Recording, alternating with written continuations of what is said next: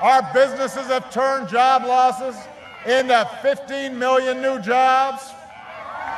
We slashed our dependence on foreign oil. Hold on a second, young man. Don't be interrupting everybody. Come on. Come on, sir. Come on. Everybody's good. Come on, everybody. Let's do our little chant. Hillary, Hillary, Hillary, Hillary, Hillary.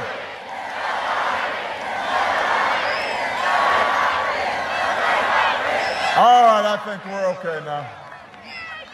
I noticed this has been happening everywhere, and I keep on telling folks, you got to organize your own rallies.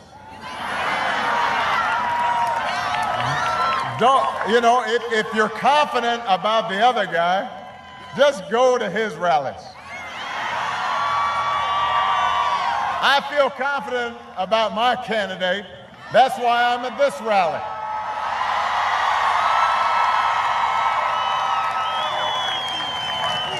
So you don't have to spend time over here.